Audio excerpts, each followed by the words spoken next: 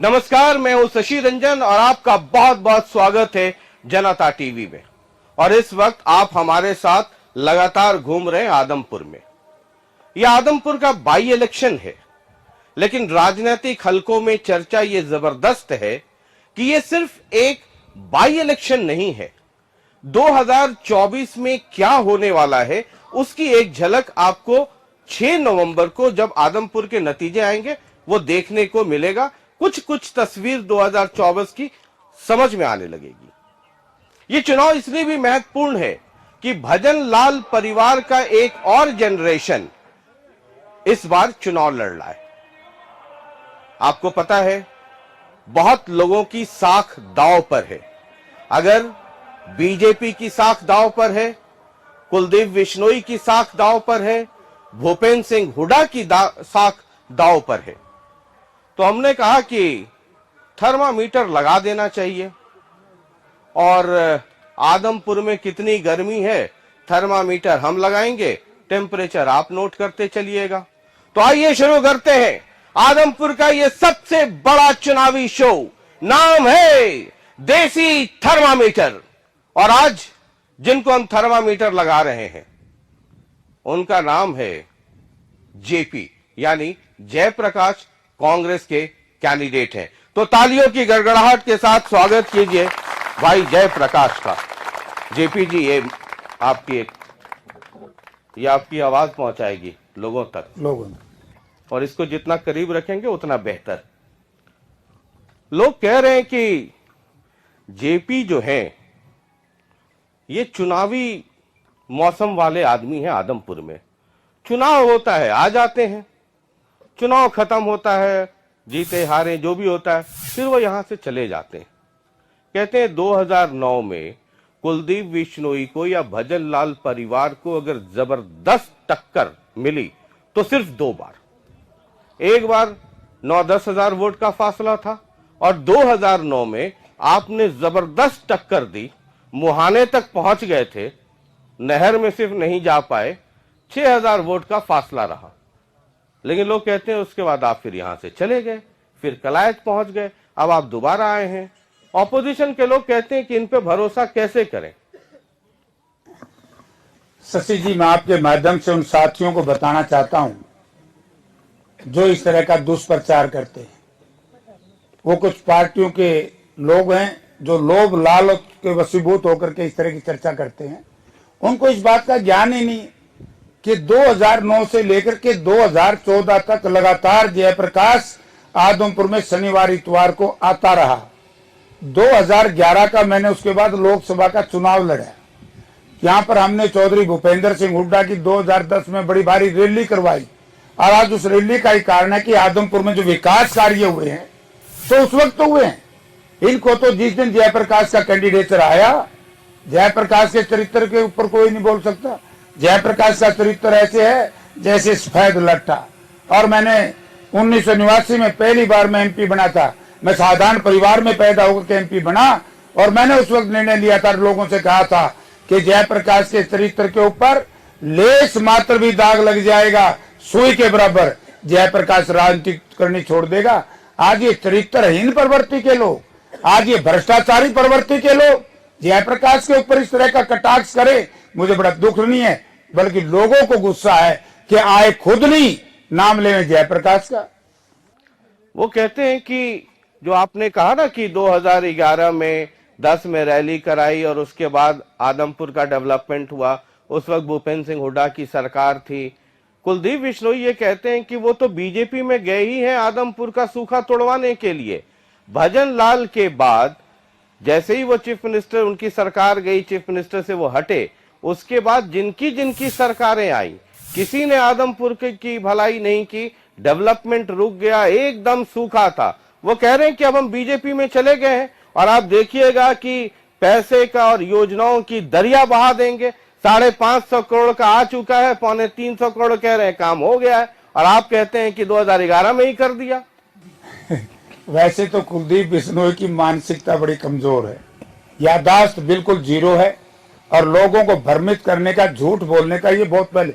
आपको मालूम है 2014 के चुनाव से पहले लोगों के सामने ड्रामा कर दिया कि मैं आपके बीच में इसलिए नहीं आया, अमेरिका में रहा कि मुझे कैंसर थी। हाँ, ये तो कल भी मैंने भाषण में सुना कि मुझे कैंसर हो गया था, 3 साल में उसमें था। अरे गले का या कहाँ का कैंसर था? किसी आम आदमी को कैंसर हो जाए 3 साल में तो शमशान में चला जाता है। कैंसर होती तो जीवित रहता है, क्या ड्रामे करता है, झूठ बोलता है। और ये झूठ बोली। आप ये कह रहे हैं कि जो कुलदीप कह रहे हैं कि उनको कैंसर है, तो कैंसर हुआ था, वो झूठ है? 100% झूठ है। आप ये मतलब, तो वो अगर कोई मेडिकल सर्टिफिकेट दिखाएं, अगर ये आप चैलेंज कर सकते हैं? मेडिकल सर्टिफिकेट तो आजकल पता नहीं कहां से बना ले, लेकिन मैं ये कह सकता हूं कि आम आदमी के कैंसर हो जाती है 3 साल के बाद तो बहुत बड़ा नुकसान हो जाता है। नंबर 2, कैंसर रही 3, 4, 6 महीने। मैं एक बात पूछना चाहता हूं, 2005 में तो कैंसर नहीं थी। 2005 में यहां पर कांग्रेस पार्टी की सरकार थी हरियाणा में, चौधरी भूपेंद्र सिंह हुड्डा मुख्यमंत्री थे। मैं हिसार से एमपी था, कुलदीप बिश्नोई भिवानी से एमपी थे। आदमपुर विधानसभा क्षेत्र भिवानी पार्लियामेंट क्षेत्र का एक हिस्सा था। मैं एक बात पूछना चाहता हूं, झूठ क्यों बोलता मैं राज में नहीं रहा? 2005 से लेकर के 2009 तक कुलदीप बिश्नोई और जयप्रकाश कांग्रेस पार्टी के सांसद थे। और जब मैं कांग्रेस पार्टी का सांसद था, हिसार में आप जाकर के देखिए कि हिसार में हमने हुड्डा साहब से यूनिवर्सिटी बनाई, हांसी रोहतक रेलवे लाइन को जुड़वाया, हिसार में 2 एक्सप्रेस हाईवे बनवाए, हिसार शहर को काउंटर मैग्नेट टाउन बना करके जो भारत सरकार का ग्रांट इसमें आता है, हमने वो कार्य कराए। सीवेज, वाटर सप्लाई, बरवाड़ा में थर्मल पावर प्लांट। मैं कुलदीप से पूछना चाहता हूं, क्यों लोगों को झूठ बोलता है? वो ये बताए कि उसने लोकसभा से इस्तीफा कब दिया? 2008 में, आपको भी याद होगा, न्यूक्लियर पावर को लेकर के पार्लियामेंट में बड़ी बहस हुई थी। और मैंने भी सोचा था कि कुलदीप बिश्नोई ने 7 में इस्तीफा दे दिया, इन्होंने हल्का बना दी। जब मेरे पीछे सीट पे मैंने कुलदीप बिश्नोई बैठा दिखा और मैंने ये व्यवस्था का प्रश्न करके स्पीकर साहब से कहा कि स्पीकर साहब, कुलदीप बिश्नोई तो इस्तीफा दे चुका है। बोला सर, मैं तो लोगों को बका रहा था, मैंने इस्तीफा नहीं दिया। इस तरह का झूठे आदमी के ऊपर कौन विश्वास करेगा? 2009 तक क्यों तनख्वाह ली कांग्रेस पार्टी के सांसद की तौर पे? तो राज में था, लेकिन आदमपुर के लोगों का, जब जयप्रकाश है जो मेंबर पार्लियामेंट हिसार में विकास कार्य करवा सकता है, तो कुलदीप बिश्नोई ने आदमपुर में क्यों नहीं कराया? सेकंड, 5 वर्ष तक वो एमपी था, 5 वर्ष तक मैं एमपी था। उसकी एमपी लेड सारी वापस गई। मतलब दर्शकों को बताना चाहता हूं, एमपी लेड का मायना है एक एमपी को साल में 5 करोड़ रुपए मिलते हैं अपने क्षेत्र के विकास के लिए। सांसद निधि फंड कहते हैं उसे। सांसद निधि फंड जी। तो एक पैसा इसने खर्च नहीं किया। ये आप दावे के साथ कह रहे हैं? दावे के साथ कहता हूँ, विड्रॉ हुआ 12 करोड़। मतलब 5 × 5 25 करोड़ हो गए। 25 करोड़। और उन 25 करोड़ से गांव में नली, छोटे काम जितने हैं वो सब होते हैं, सारे सांसद करते हैं। आप ये कह रहे हैं कि कुलदीप बिश्नोई ने ये काम किया ही नहीं किया, पैसा वापिस हुआ। बल्कि दुष्यंत सिंह जब आया, बहुत सा पैसा 14 के बाद दुष्यंत सिंह ने खर्च किया। एक ड्रामा करते हैं हर काम का। मतलब ये बहुत गंभीर मसला है। वो चूंकि डेवलपमेंट वो कह रहे हैं, आप कह रहे हैं कि बतौर सांसद जो उनको पैसा मिला 5 करोड़ रुपया सालाना, यानी 25 करोड़ हुआ एक टर्म में 5 साल का, वो खर्च नहीं कर पाए और उनका बचा हुआ पैसा उनके अगले एमपी दुष्यंत ने खर्च किया। बिल्कुल, उससे भी आगे चलूंगा मैं। 1.5 टर्म एमपी रहा, वो पैसा बचा। उसके बाद मैं और वो इकट्ठे विधायक थे। 2014 में मैं इंडिपेंडेंट निर्दलीय विधायक था और वो भी निर्दलीय जैसा था। एक स्कूटर की सवारी थी, मियां बीबी, तो मेरे बराबर बैठते थे। मैं निर्दलीय विधायक के होने के साथ साथ आप कलायत विधानसभा क्षेत्र में जाइए, मैं सरकार के खिलाफ था, वो तो सरकार के साथ था, मैं सरकार के खिलाफ था। कोई हरियाणा का एक आदमी ये बता दे कि जयप्रकाश ने सदन के अंदर सरकार का समर्थन किया हो, भारतीय जनता पार्टी का। कुलदीप बिश्नोई की तो याददाश्त 0 है। उसको यही मालूम नहीं, मुझे कहता है कि जयप्रकाश ने तो बीजेपी का समर्थन किया था। उसको यही ज्ञान नहीं कि समर्थन कहाँ किया जाता है। कोई भी इंडिपेंडेंट विधायक या सांसद अपने लोकसभा और विधानसभा में जब समर्थन करता है, तो हमने समर्थन की चिट्ठी महामहिम राज्यपाल को देनी पड़ती है। अगर मैंने उसका समर्थन किया है बीजेपी का, तो कुलदीप बिश्नोई मेरी चिट्ठी निकाल करके जनता को दिखाए, मैं जनता से माफी मांगूंगा। ये चैलेंज कर रहे हैं? चैलेंज है मेरा, खुला चैलेंज है कि आपने समर्थन नहीं किया। सवाल ही नहीं पैदा होता। ये चैलेंज है? चैलेंज है, चिट्ठी लाओ। लेकिन आपने ये देखा होगा, मैं कोई नई बात नहीं कह रहा हूं, कुलदीप बिश्नोई हर सभा में, मेरे इंटरव्यू में वो कह रहे हैं कि आदमपुर का जो डेवलपमेंट हुआ वो सिर्फ भजन लाल जी के समय में हुआ, जो स्कूल बने भजन लाल जी के समय में बने, उसके बाद तो कुछ हुआ नहीं। और कांग्रेस पार्टी, भूपेंद्र सिंह हुड्डा उसके बाद 10 साल चीफ मिनिस्टर रहे, उसके बाद बीजेपी सरकार में 8 साल हो गई। मैं वैसे तो इस पे इतना सीरियस मैटर नहीं है ये, इसको इस यादाश्त जीरो होगी कि चौधरी भजनलाल जी चीफ मिनिस्टर कांग्रेस के थे और वो आज वो स्वर्ग में है। मैं उसके ऊपर चर्चा नहीं करना चाहता। जो आदमी स्वर्ग में होता है वो अच्छा ही लगता है, ना उस पर चर्चा करनी चाहिए। और कुलदीप बिश्नोई को तो आपको पता है, डायलॉग है नहीं कि बाप के नाम का सहारा तो कमजोर लोग लेते हैं, कायर लोग लेते हैं। वो ये बताए कि 26 साल से वो इस इलाके में एमपी एमएलए है और पक्ष में भी रहा है और विपक्ष में भी रहा है, और विपक्ष में आदमपुर हल्के को रखने का काम कुलदीप बिश्नोई ने किया है। 2009 में हजका के 6 विधायक जीते थे और डील करनी शुरू कर दी कांग्रेस से। कांग्रेस ने बड़ी अच्छी ऑफर दी थी कि आप अपनी पार्टी को मर्ज कर लो कांग्रेस पार्टी में। उन्होंने कहा कि नहीं, मैं मर्ज नहीं करूंगा, मैं समर्थन करूंगा।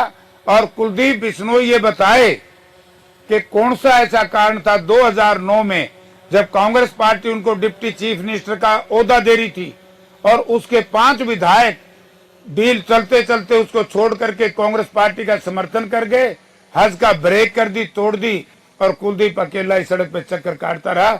इसके लिए कौन जिम्मेवार है? कुलदीप बिश्नोई जिम्मेवार है। आदमपुर की हल्के की बदहाली, आदमपुर हल्के का विकास से वंचित रहना सबसे बड़ा एक ही कारण है कि कुलदीप बिश्नोई है, दूसरा कोई नहीं। और मैं आज कहता हूं, कुलदीप बिश्नोई के परिवार की अब की बार लोग छुट्टी कर देंगे। ये तो थोड़े से बच गए 2009 में बाय डिफॉल्ट, या मेरा किस्मत अलवी कहिए या कहीं दुर्भाग्य कहिए इलाके का। जयप्रकाश जीते होते तो ये जो छोटे छोटे मसले हैं, हर विधायक को इख्तियार है, सालाना 5 करोड़ रुपए हमें ग्रांट मिलती है। कुलदीप बिश्नोई बताओ कि 8 साल में कितनी ग्रांट यूज की है? एमएलए की तो बता देगा। बीजेपी की सरकार है, चलो विरोध में था, 5 करोड़ तो उसका डिस्क्रिशनरी कोटा है, क्यों नहीं उसको खर्च किया? और एक दिन हर एमएलए को सेशन के दौरान, जैसे बजट सेशन, बजट पे चर्चा होती है, और गवर्नर एड्रेस, 2 ऐसे इश्यूज आते हैं जो ऐसे हमारे तो है कि हम अपने इलाके की आवाज उठा सकते हैं। आपने भी देखा होगा, स्पीकर कहता है कि आज हर सांसद, हर विधायक अपने अपने इलाके के जो विकास कार्य करवाना चाहता है करवाएं। एक दिन अगर ये बोला हो तो अपनी दस्तावेज वो लेकर के आए, वो दिखाए। देनी आवे बनाई गढ़ा बतावे सूत, काम खुद नहीं किया, भोग विलास की राजनीति में सम्मिलित रहा, विदेशों में ऐश करता रहा। अरब ये कहता मैं विपक्ष में था। विपक्ष का विधायक जयप्रकाश बनेगा, जिस दिन जयप्रकाश यहाँ से चुनाव जीत करके जाएगा और वहां पहला सेशन होगा तो आदमपुर की जनता ये महसूस करेगी कि आदमपुर की आवाज हरियाणा विधानसभा में गूंज रही है। और 3-4 ऐसे इश्यूज हैं जो कहते हैं विपक्ष का विधायक करवा नहीं सकता। क्यों नहीं करवा सकता?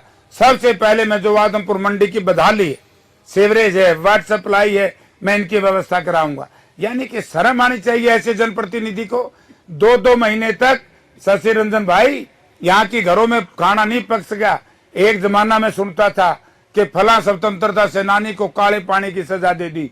आदमपुर की हल्के की जनता आजादी के 73-71 वर्ष के बाद भी आज काले पानी में बैठी है, कहीं सफेद पानी नहीं है। इसकी जिम्मेवारी यहाँ के विधायक की थी, इसके लिए वो दोषी है। दूसरा मैं करूंगा, हमारे गरीब लोग बसते हैं, मजदूर लोग बसते हैं, डंडूर, बीड़, बबरान, दुर्जनपुर तक, वहां के लोगों को मालिकाना हक नहीं हो पाया। सावित्री जिंदल जी मंत्री थी, मैं मेंबर पार्लियामेंट था, हमने उस वक्त एक फाइल चलाई थी कि लाल डोरा हो। लाल डोरा इस सरकार ने खत्म कर दिया, क्योंकि सरकार पूर्ण रूप से देहाती के विरोध में है, गरीब आदमी के विरोध में है। तो जयप्रकाश जैसे यहाँ से चुन करके जाएगा, उन गरीब लोगों को मालिकाना हक दिलवाऊंगा। सबसे दूसरा मेरा तो ये काम होगा। तीसरा मेरा ये काम होगा कि बहुत ही प्रॉब्लम है इस इलाके में, बांडा, हेड़ी, बुढ़ाक और उर्लीपट, डोबी, तेलनाली तक 1 लाख पुल से एक नहर जानी है, बाढ़ समन तक इसकी टेल पड़ेगी। हमने चौधरी भूपेंद्र सिंह हुड्डा से 2010 में उस प्रोजेक्ट को पास करवा दिया था। उसकी टेक्निकल अप्रूवल आ चुकी थी, फाइनल एडमिनिस्ट्रेटिव अप्रूवल आनी थी। जिस दिन आप जनता ने हुड्डा साहब की छुट्टी कर दी, जयप्रकाश की छुट्टी कर दी, तो भाजपा की सरकार ने उस फाइल को बंद कर दिया। कुलदीप बिश्नोई यहाँ का एमएलए था। कुलदीप बिश्नोई ये बताए जनता को कि एक दिन क्या उसने कोई प्रश्न लगाया? जो प्रश्न काल होता है आपको पता है, हाँ। हर एमएलए अपने इलाके की उसका हक है, उनका हक है। क्वेश्चन आवर होता है जिसको प्रश्नकाल कहते हैं। हाँ। इस तरह के छोटे छोटे अपने इलाके के मुद्दे विधायक या संसद में सांसद उठाते हैं, और मंत्री ने जवाब देना होता है, सरकार को जवाब देना होता है उस पे। अगर सरकार जवाब ना दे तो उसके खिलाफ एक कार्रवाई हो सकती है मंत्री पे। जी। अगर सदन में फ्लोर ऑफ द हाउस कोई विधायक या एमपी या मंत्री किसी को झूठा आश्वासन दे दे, एश्योरेंस कमेटी एक होती है, एश्योरेंस कमेटी में आप जाओ, और एश्योरेंस कमेटी का चेयरमैन इसीलिए विपक्ष का विधायक या सांसद होता है जिस व्यक्ति को पार्लियामेंट्री सिस्टम का ज्ञान ही ना हो। आज वो आदमपुर में इस तरह का जुल फुजुल बयानबाजी करता हो। सबसे पहले वो अपना आचरण ठीक करे और सबसे पहले लोगों से माफी मांगे कि लोगों, आप लोगों की, मेरी वजह से इस इलाके की बदहाली हुई है। वो तो कह रहे हैं कि ये बाई इलेक्शन जो है ये कांग्रेस की वजह से हो रहा है, और कांग्रेस में जाना उनके जीवन की सबसे बड़ी गलती थी। बताइए, एक ऐसे आदमी को बना दिया प्रदेश अध्यक्ष जिसको 4 आदमी जानता नहीं है कि किस इलाके से हैं। मैंने पूछा कि उदय भान जी हैं, पुराने आदमी हैं। उन्होंने कहा शशि जी जिस दिन वो बने तो कई लोगों ने पूछा ये कित घर है, किधर घर है इनका उदय भान का। बोले कि उदय भान की वजह से मैंने पार्टी छोड़ दी और सत्ता पक्ष में मैं आया कि यहाँ पर आदमपुर का डेवलपमेंट हो सकता है। मैं तभी तो कह रहा हूं कि मेंटल लेवल भी आपने टेस्ट करवा देना चाहिए उसका। जिस व्यक्ति को यही नहीं पता कि ये तो कॉलेज में निक्कर पैर के अंडा करता, उस वक्त उदय भान विधानसभा का सदस्य बन गया था 1987 में। ये देश की सबसे बड़ी संस्था है करिफ्को के चेयरमैन रहे, इंडिपेंडेंट एमएलए बने, 4 बार के एमएलए हैं। इनके पिताजी जैसे हरियाणा अलग हुआ 1966 में एमएलए बने, इनके दादाजी 1956 में मार्केट कमेटी होटल के चेयरमैन रहे। यार कैसे ये लोग बात करते हैं? ये तो इस बात की तकलीफ है, इसको मैं समझ गया हूं और मैं समझा भी था, मैंने लोगों से भी कहा इस व्यक्ति को शेड्यूल्ड कास्ट है, दलित समाज से नफरत है। 2007 में मौलाना साहब दलित समाज से आते हैं, उनको प्रेसिडेंट बनाया, पार्टी छोड़ के चला गया। अब उदय भान जी को प्रेसिडेंट बनाया, पार्टी छोड़ के चला गया। अगर इतनी ही भी दलित समाज से नफरत है तो दलित समाज से वोट मांगने क्यों जाता है? मैं दलित समाज के भाइयों से कहना चाहूंगा कि आपके मोहल्ले में यदि बीजेपी का कोई कार्यकर्ता है तो उसे एक प्रश्न पूछना, जब आपने दलित समाज से नफरत है, दलित समाज में पैदा हुए उदय भान को नेता मानने के लिए तैयार नहीं है, तो हम आपको वोट देने के लिए तैयार नहीं। ठीक है, यही बात है। ठीक है। कुलदीप ये भी कहते हैं कि भव्य जो है सबसे पढ़े लिखे कैंडिडेट है, युवा है, और पूरे आदमपुर का एक रोड मैप है उनके पास कि आदमपुर को आदमपुर की जगह कैसे सिंगापुर बना सकते हैं। और कुलदीप कहते हैं कि आप इस बार देख लीजिएगा, मेरा बेटा वो काम करके दिखाएगा, इतना पढ़ा लिखा है, उसकी पढ़ाई लिखाई का इतना फायदा मिलेगा आदमपुर को कि आदमपुर का डेवलपमेंट ऐसा होगा कि सिंगापुर हो जाएगा। देखिए, प्रजातंत्र में पढ़ाई से कोई मायना नहीं होता, उसका व्यवहार कैसा है, उसकी नीति और नियत क्या है। अगर भैया इतना पढ़ा लिखा है तो अच्छा व्यापारी है, तो पार्लियामेंट में हारने के बाद अभी तो आया है देश में, विदेश में रहता है, ये देश में तो नहीं रहा होगा कभी। और मैं तो कहता हूं कि सुप्रीम कोर्ट ने अगर इनको पासपोर्ट दिया होता तो ये मियाँ बीबी बेटा कोई यहाँ नहीं रहना था। ये तो देश के आर्थिक अपराधी हैं। ये पासपोर्ट क्या है? पासपोर्ट तो होगा ना उनके पास? नहीं है, जमा है थाने में। थाने में जमा है? हाँ, कोर्ट में। क्यों? क्योंकि आर्थिक अपराधी है देश के। 200 करोड़ रुपया देश का लूट करके विदेशों में भेज रहे थे। अच्छा, हीरे जवाहरात का काम करते हैं। इन्होंने व्यापार करना चाहिए। जयप्रकाश राजनीति करता है, दोनों का काम ठीक नहीं कर देगी जनता। जयप्रकाश को एमएलए बना दो, ये व्यापार कर लेंगे, मैं आपके हितों की लड़ाई लड़ दूंगा।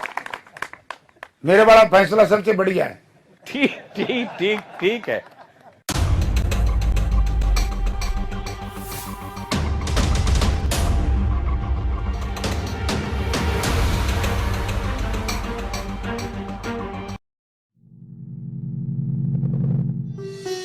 सेंसिटिविटी से छुटकारा पाने के लिए खाना नहीं, केमिकल वाला टूथपेस्ट बदलो। इसके लिए दंतकांति सेंसिटिव अपनाइए, क्योंकि इसमें है सेंसिटिविटी के कंप्लीट सॉल्यूशन के साथ दांतों व मसोढ़ों की मजबूती और अप्रतिम फ्रेशनेस।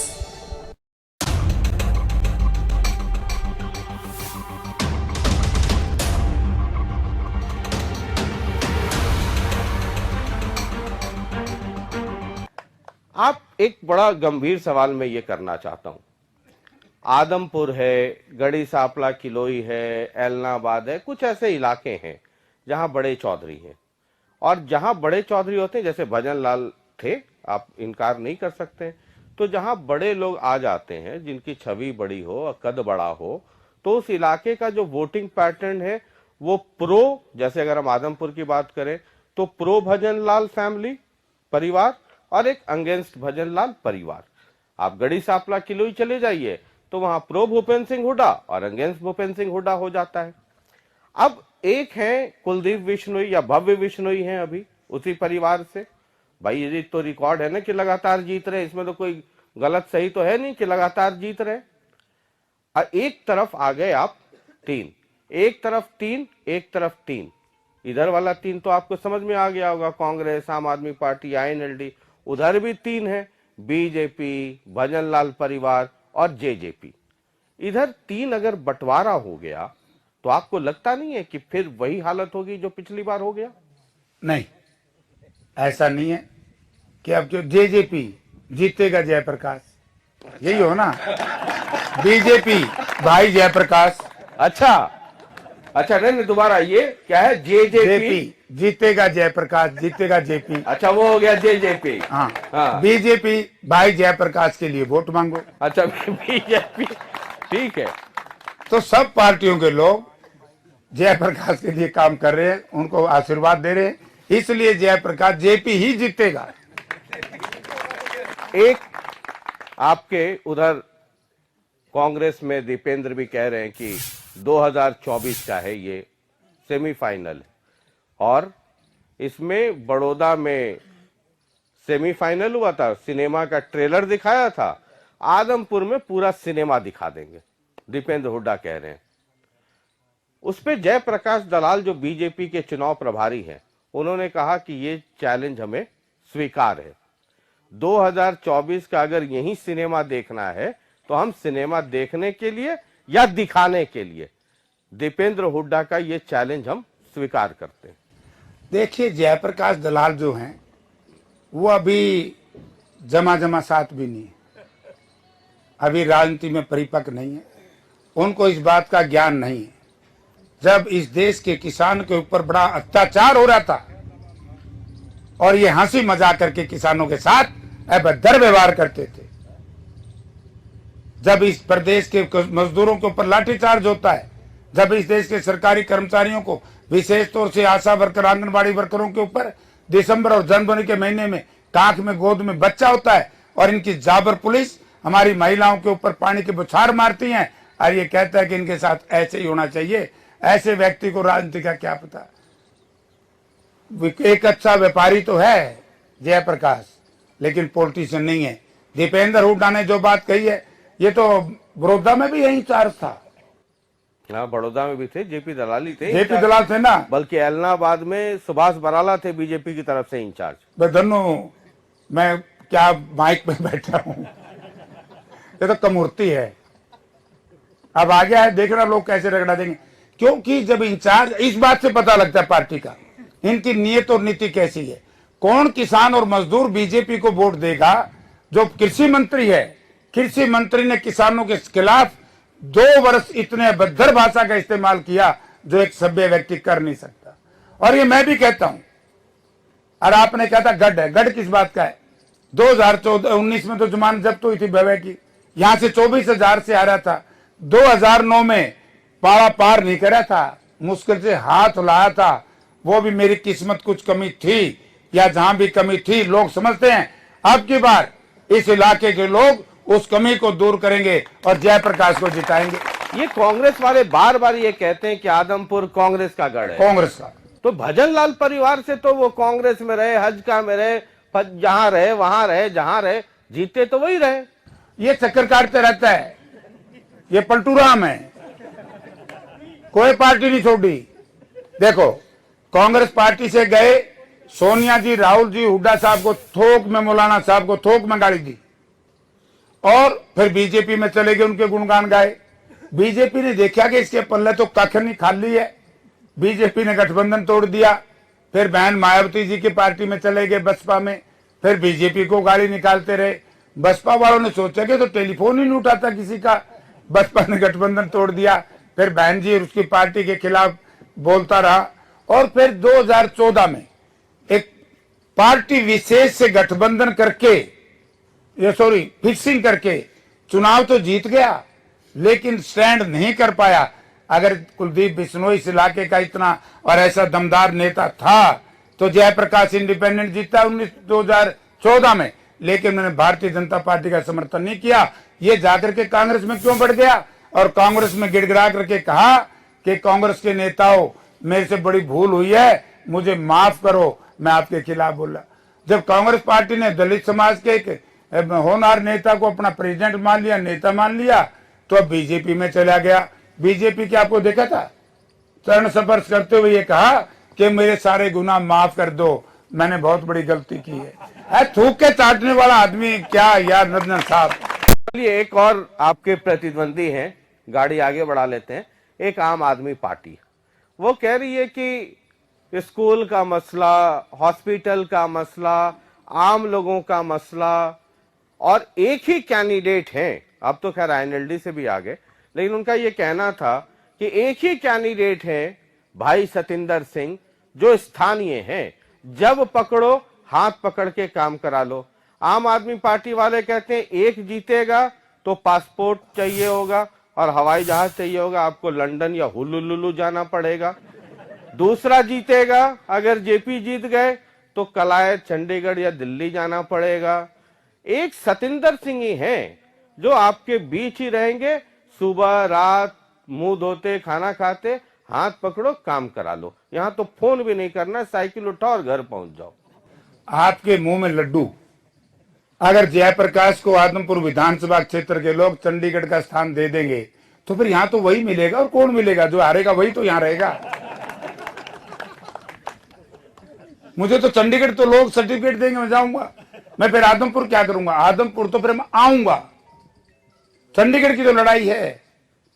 और जो इस तरह की बात करते हैं वो अपना स्वास्थ्य चेक करा ले कि जयप्रकाश यहां से 3 बार एमपी रहा है, 2 बार मैं और मेरा भाई एमएलए रहे हैं, 9-10 साल तक मैं कांग्रेस पार्टी का अध्यक्ष रहा हूं, और इसी आदमपुर इलाके से मैं 3 चुनाव लड़ चुका हूं। तो उनको मालूम नहीं है सियासी और सन्यासी, ना सन्यासी का कोई स्थान होता, ना सियासी का कोई स्थान होता। नेता जहां चाहे वहां से जनता लड़वा सकती है। ये एक जगह तो वही लोग रहते हैं जिनको कोई जानता नहीं। ठीक है, एक आपके पुराने मित्र हैं जो एक ग्रीन ब्रिगेड बनाया था आपने, आज भी चर्चा रहती है आपकी। वो मेरे सिपाही थे, सब सिपाही थे। उनके सिपाहियों के जो सरदार हैं आजकल, चौधरी अभय सिंह, बिल्लू जिनको कहते हैं मोहब्बत में, मैंने कहा ये जेपी भी है मैदान में। बोले वो तो जी कलायत वाले हैं। हमने कहा कि फार्म हाउस बीच आदमगढ़ में ले लिया और वहां खूब धनिया, पुदीना, प्याज, लहसुन बाग लगने लगा दिया है, बाग लगने लग रहे हैं। हमने कहा कि ये सब लगा दिया। बोले अब यहीं रहना है, यहीं खाना है, इसी धनिये की चटनी, इसी पुदीने की चटनी, दाल रोटी और लस्सी पीनी है। बोले कि उनसे जरा ये पूछना कि कार्बाइन चलाने वाले के पास फार्म हाउस कहां से आ गया? अगर मैं और भी कुछ कहा था, वो जब चल रहा होगा टीवी पे तो आपने देखा होगा। जी, मैं उस साथी को कहना चाहता हूं, ना तो मैंने कभी जीवन में स्मगलिंग की, इतना ही कहूंगा। वो स्मगलिंग में भी सम्मिलित रहा। कौन? जो जिसका आप नाम ले रहे हो, परिवार। अरे भाई मैं नाम ले रहा हूं ना, परिवार चौधरी अभय सिंह। तो अभय सिंह से पूछ लेना स्मगलिंग करते थे कि नहीं आप गाड़ियों की। कौन? मुझे क्या पता कौन। चौधरी अभय सिंह तो ठेकेदार है उसका। अच्छा। और दूसरा नंबर 2 बात कि मैंने संघर्ष किया है, उसको इस बात का ज्ञान नहीं। अगर मैं सारे जनता के सामने उनकी मैं रजिस्ट्री और गिरदौरी लाके रख दूंगा तो उसको बहुत महंगा पड़ जाएगा। लेकिन अभय सिंह को कोई सीरियस नहीं लेता, आप भी सीरियस ना लिया करो ना। जो आदमी रात को 2 बजे सुबह 12 बजे उठे, सब जानते हैं, तो वो आदमी तो बहुत सीरियस अपन लेना नहीं चाहिए, ना उस पर चर्चा करनी चाहिए। वो कह रहे थे कि कांग्रेस वाले जो है बीजेपी के साथ मिले हुए हैं। हमने कहा मिले हुए तो आप हैं, राज्यसभा में टिकट आपने दिया वोट। लोग कांग्रेस वाले कहते हैं कि आईएनएलडी वाले मिले हुए हैं ताकि बीजेपी के साथ 1.5 घंटे पहले आपने कैंडिडेट उठा लिया। वो कह रहे हैं कि हमारा वाला जो असली कैंडिडेट है किसान का बेटा है, बाकी सब कांग्रेस बीजेपी सब अंदर खाने मिले हुए हैं कि इसको हरवा दिया जाए। मैंने कहा नॉन सीरियस आदमी है, इसकी पार्टी का इसने भट्टा बिठा दिया, इस परिवार का इसने सत्यानाश करके रख दिया। और जिस तरह की वो बात कहता है, वो मेरी या तो 2 बात पर रुके कि जयप्रकाश कंबाइन चलाता था, कंबाइन चलाते चलाते यहां तक पहुंचा, कौन बढ़िया नेता है। और उसने जो बर्थ मिली थी उसको तोड़ करके 21 सीटों से लेकर के आज 1 सीट पे रह गया, और वो भी बाय डिफॉल्ट किसान संगठनों ने जिता दिया। और किसान संगठनों के साथ ऐसे धोखेबाज आदमी कोई नहीं मिलेगा। उसने एलनाबाद उपचुनाव में ये कहा था कि मैं बीजेपी का साथ नहीं दूंगा। अभय सिंह चौटाला ये बताए, जयप्रकाश जिंदगी में बिका नहीं है, जयप्रकाश हमेशा टिका है, अभय सिंह बिका है। और उसने अपना वोट जनता को बताया कि कौन ऐसी परिस्थितियां थी कि बीजेपी समर्थक उम्मीदवार को दिया। और मैं नहीं बात कहता ही, उसने खुद कहा था लोकसभा राज्यसभा के चुनाव से 4 दिन पहले कि मेरे परिवार के लोगों ने कार्तिक शर्मा की जेब में हाथ फंसाया है और 4 दिन बाद मैं खुलासा करूंगा किसको कितना कितना मिला है। अभय सिंह इस टीवी के माध्यम से जनता को बताए, क्या अभय सिंह ने उसी जेब में हाथ नहीं फंसाया? क्या अभय सिंह ने उसी उम्मीदवार को वोट नहीं दिया? क्या अभय सिंह ने उपराष्ट्रपति के चुनाव में भाजपा का समर्थन नहीं किया? यारो मैं इसीलिए तो कहता हूँ इसको सीरियस मत लो, ये सीरियसता के काबिल नहीं। जो आप कह रहे हैं, मैंने कहा कि लोगों के बीच चर्चा रहती है और ऑपोजिशन के लोग जो बेइंतहा इश्क करते हैं आपसे, वो कहते हैं कि बीजेपी से आप मिले रहते हैं, जब जब मौका आता है आप बीजेपी को मदद कर देते हैं।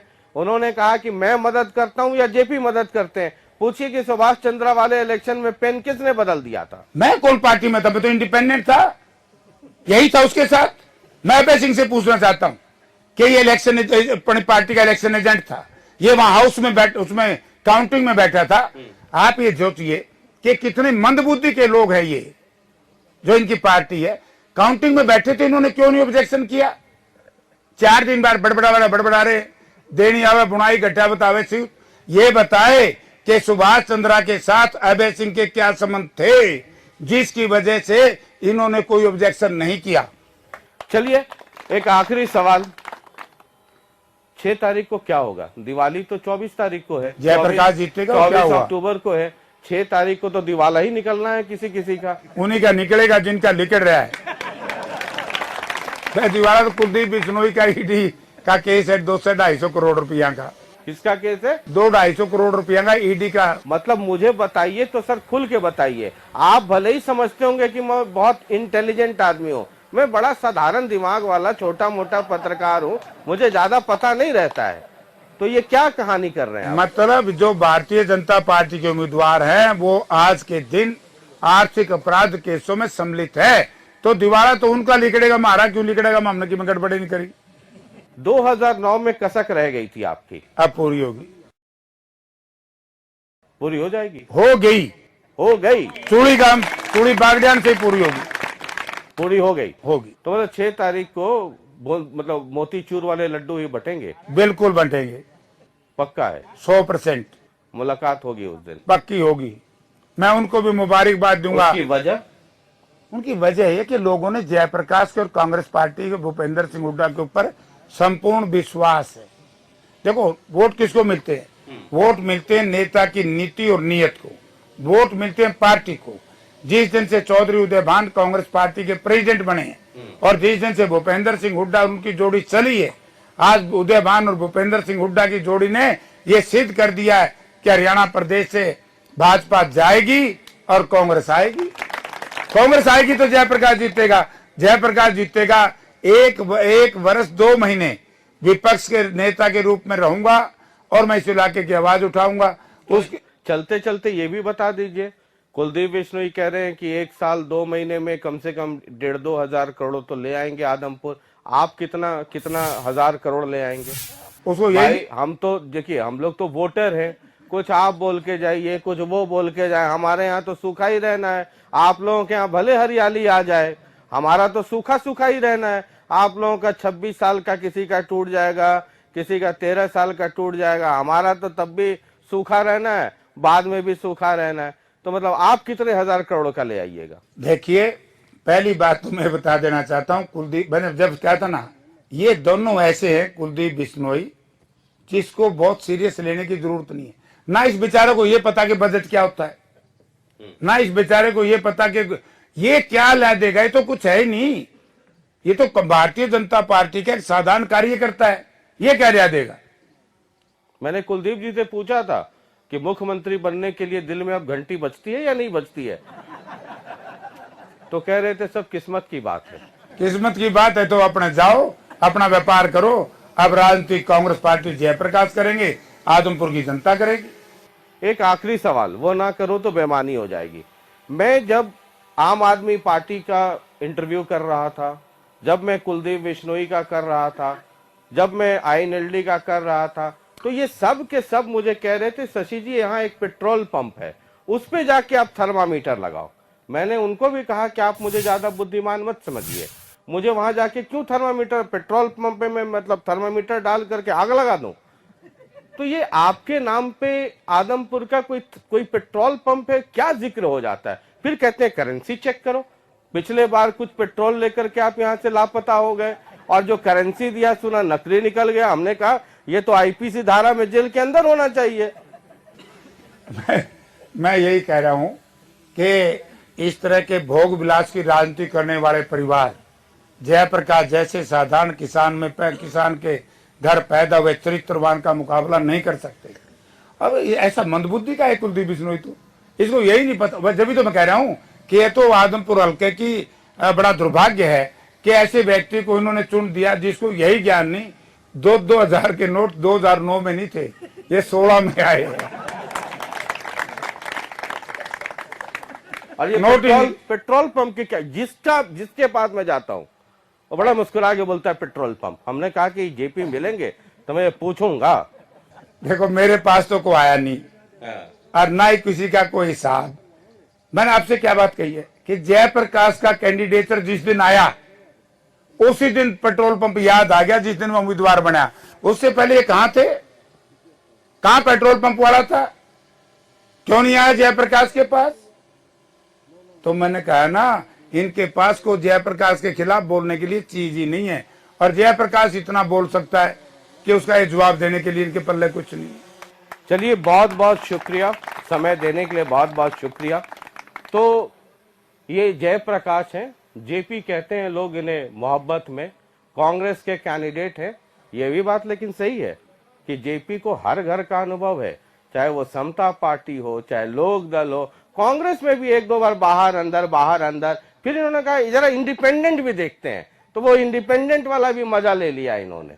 अब ये दोबारा कांग्रेस में है। 2009 की जो कहते हैं जो लड़ाई अधूरी रह गई थी, 2022 में पूरी करने आए हैं, जिसका फिल्म आपको 2024 में देखने को मिलेगा। अब हम लोग तो साधारण लोग हैं, थर्मामीटर ही लगा सकते हैं, बाकी टेम्परेचर आप नोट कर लीजिए। जहां मिठाई बटेगी वहां हम भी मिठाई खा लेंगे। बहुत बहुत शुक्रिया, नमस्कार।